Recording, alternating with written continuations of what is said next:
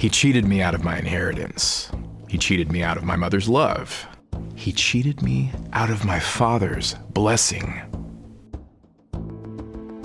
Stole it right from under me. I vowed to kill him. It's been more than 30 years now, and every day since, I thought about what I will do to him when I next see my brother. In human relationships, forgiveness carries profound significance. It is no different within the family of God. Throughout the Bible, forgiveness is repeatedly emphasized as a vital aspect of our interactions with one another. I'm Esau. My father was Isaac, and my grandfather was Abraham. Yes, that Abraham. My family is messed up. I believe your term is dysfunctional. My grandfather's first son was Ishmael. And Ishmael's mother was my grandmother's Egyptian slave, Hagar. My barren grandmother had urged my 85-year-old grandfather to get Hagar pregnant so he could have a son. Messed up, huh? Worse, when Hagar did get pregnant, my grandmother, she absolutely flipped out. I mean, it was her idea. She would be the culturally accepted mother of the child heir. And then when it happened, according to her own plan, she sent the pregnant Hagar out to the desert to die. God saved Hagar, and she returned to the camp where she bore Ishmael, my uncle Ishmael. We were so much alike. I loved Uncle Ishmael.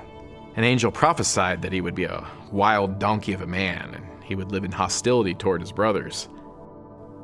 Yep. And when my grandmother sent him away for good, he lived in the desert.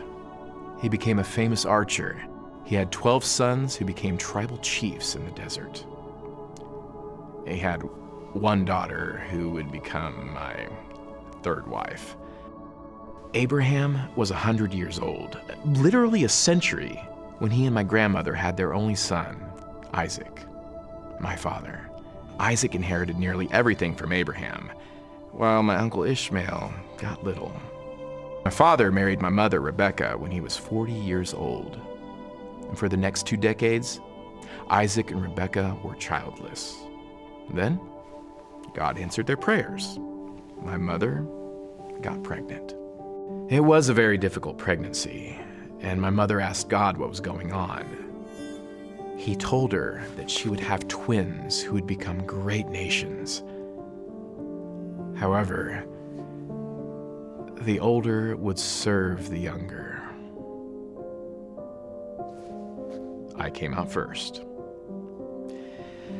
My parents knew I would serve my brother. Now, Jacob was born next. We were twins, but we could not have been more different from the first moment of our lives. I came out ruddy and red and hairy, and my brother was small. Smooth? I loved the desert, being by myself. I became a great hunter, like my uncle Ishmael, and my father craved the wild game I brought home and cooked for him. Probably brought back memories of his younger days before he was married. My father and I had a special bond, as you can imagine. My brother, Jacob, polar opposites, doesn't even come close. Oh, he hated hunting. He much preferred the camp.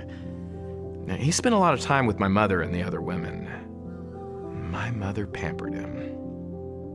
And as you can imagine, they developed a special bond.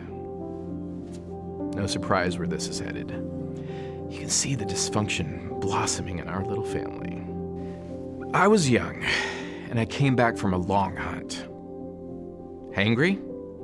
I'd been out all day, exhausted, desperately thirsty, and, of course, famished. My brother, on the other hand, had spent the entire day at home and was just putting the finishing touches on a delicious stew. Now, I am about to die. I'm that starved. I'm begging you. Let me have a bowl of that stew. And he just looks at me. Please, I say in a really kind voice. I don't know how else to make my case. You know what he says? Sell me your birthright. Like, what are we even talking about? First, sell me your birthright. Again, with the birthright thing, I'm about to die. What good is a birthright to me? Then he wants me to swear that I'll sell my birthright to him. So I do. And then I dive into the stew, and my benevolent brother gives me bread and a drink to go with it. That snake. Oh, I was stupid. With my poor judgment, what good is a birthright if I'm dead from hunger? I gave up my firstborn right to a double share of inheritance and the firstborn right to lead our family, all for a bowl of red lentil stew. And it was tasty, not gonna lie. Jacob had his faults, but the man could cook. It wasn't a big deal at first, the lost birthright. And my father continued to lead the family as we wandered from place to place. Our father and son bond deepened more and more, while Jacob and my mother, well, their bond deepened as well. My father was aging. I seemed destined to take over the family leadership. One day, my father specifically asked me to hunt. He wanted some wild game. It was his favorite. He was nearly blind and seemingly near death. No way I would turn him down. I hunted, came back, brought the gourmet thunder, mouth-watering, and the smell. I walk into his tent. Hey, better sit up. I've got your favorite. Who are you? That's what he said. He asked me to hunt. Meat aroma filled the room. Why would he even ask me that? I'm Esau. I didn't know what else to say. Your firstborn son. And then it hit me like a ton of bricks. My conniving, underhanded coward of a brother stole my blessing and took the family leadership. My father went into shock, trembling violently. I begged him, bless me too, Father. There was nothing left. What's done is done. It's pretty much the response.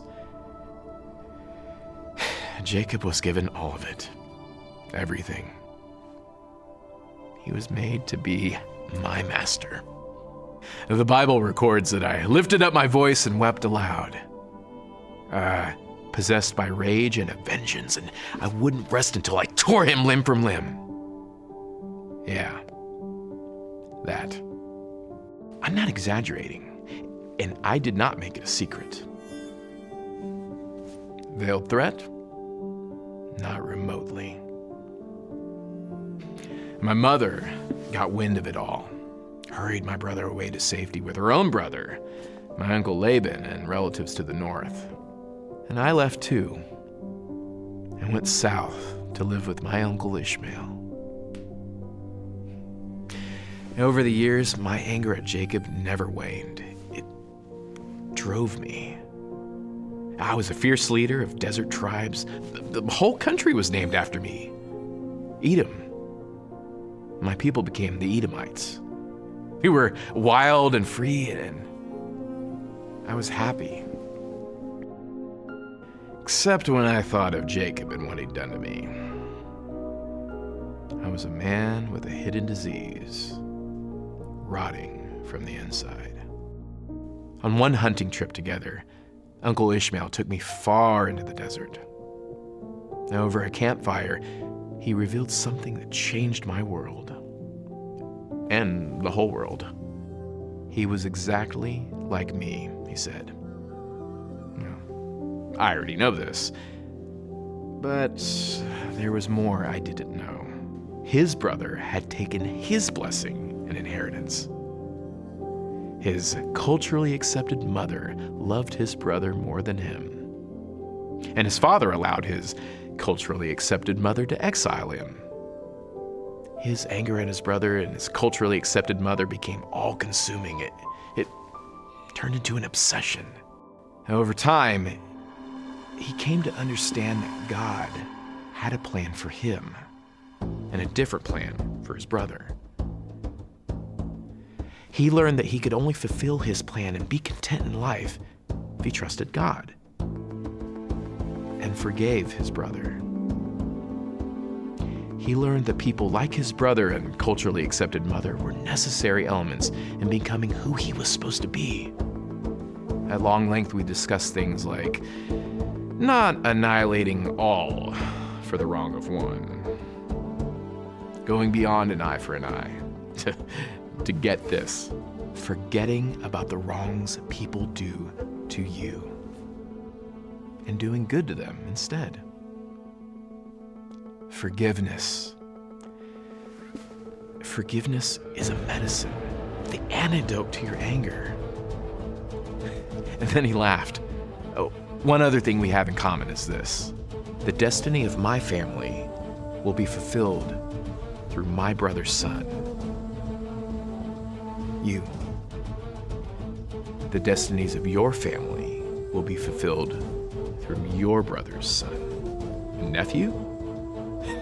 Does my brother even have a son? Interesting for sure. And in retrospect, I will say this.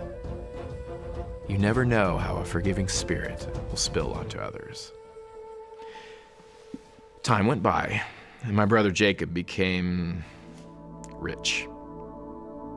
And one day, he needed to travel through my country. He, his enormous family, and their vast herds needed to travel through Edom, the country I completely controlled.